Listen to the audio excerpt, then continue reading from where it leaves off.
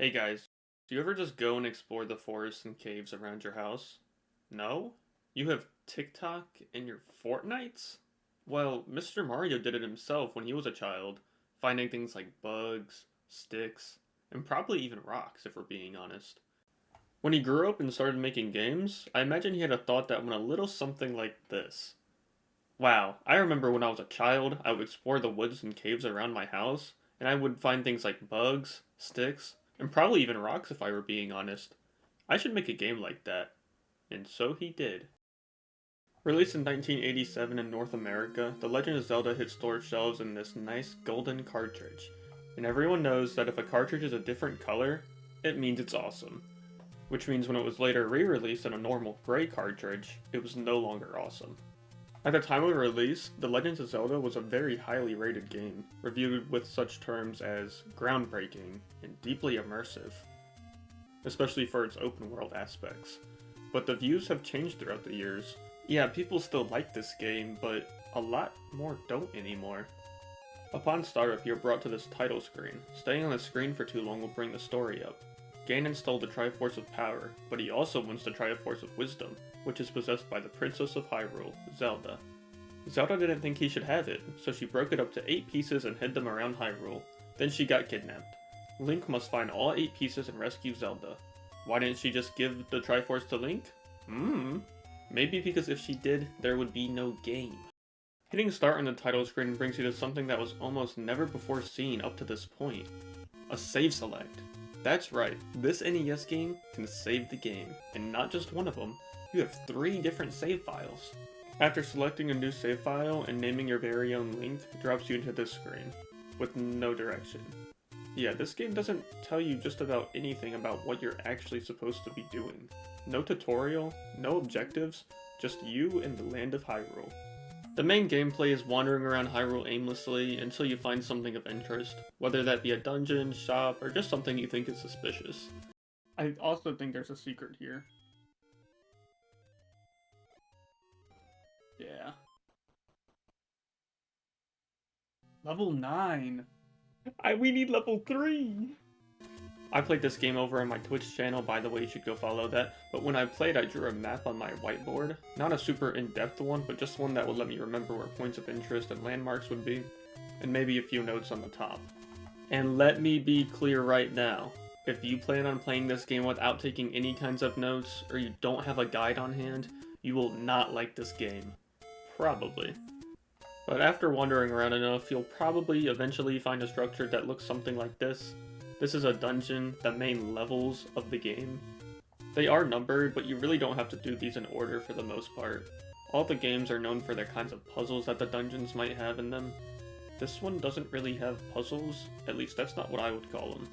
Most of the time you're just clearing all the enemies in the room, and you'll get an item drop, usually a key. Now there are these blocks that you have to push sometimes to get the door to open or a staircase to appear, or maybe sometimes you have to blow up a wall with a bomb. But that's all there really is in terms of puzzles. Each dungeon has an item in it that'll help Link on his adventure. Each dungeon also has a big bad guy, sometimes more than one. Each dungeon also has a piece of the Triforce. That's right, Zelda hid her Triforce inside dangerous dungeons guarded by Ganon's minions? Well, that doesn't really make any sense, because Ganon wants the pieces too. Why doesn't he just take them instead of guarding them? Unless maybe Link and Ganon's army just happened to be there at the same time. 8 different times. But nonetheless, you kill the big guy, take the big triangle, and do that 7 more times. You'll also find these heart containers that increase your max life.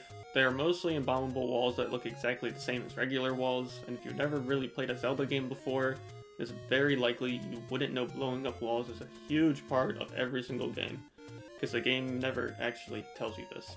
This game actually never tells you a lot of stuff. Sure, it drops some hints on where you should try to look for a secret or something, but I'm mostly talking about game mechanics, like blowing up walls with bombs. Nothing in the game actually tells you you can do this. Now, there is a small blurb in the game manual saying that if you're out of doors you can try to make your own, which is helpful. And then there's level 7. Level 7 is really annoying because there's all these bombable walls, and I swear I tried all of them, but then I got lost. So then I tried them all again, and I found the right way. Level 9 is also a little bit rough. but less because it's cryptic and more because it has a billion different staircases and rooms and I get lost and that makes me sad. I wouldn't really say this game is all that hard until you get to level 5. Sure, it's pretty cryptic and you probably have no idea where you're supposed to be going, but if you found your way to level 5, you probably also cleaned up the last 4 levels pretty easily. This is where all that changes.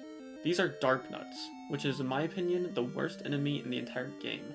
They only take damage if you hit them on the sides or the booty, which doesn't sound all that bad, but when they're constantly changing directions, it gets a little annoying, especially when they do like a billion damage, you die, and you get sent back to the beginning of the dungeon to do it all over again. Oh yeah, and when you die, you respawn with 3 hearts, which is really annoying because then you have to go leave the dungeon, try to find the fairy fountain to heal you back to full, and then go back to the dungeon to die again. Then there's the Wizrobes in level 6 who shoot magic blasts at you if you find yourself in their eye line. Now you can block these blasts if you have a magic shield, but they're pretty expensive, and in the same dungeon, there's the Like who will eat your magic shield if you get caught by them. Got my sword taken and again. Then you have to go buy another one. All the bosses are pretty easy, some of them even dying in one hit. This one, the Gliok, I consider the hardest, because you're only allowed to hit its heads to do any damage to it. Heads that are constantly moving and shooting fireballs at you. And after you kill one of the heads, it becomes a ghost head, and then it chases you around the arena. And of course Ganon is the other hardest, but he's only hard for one reason.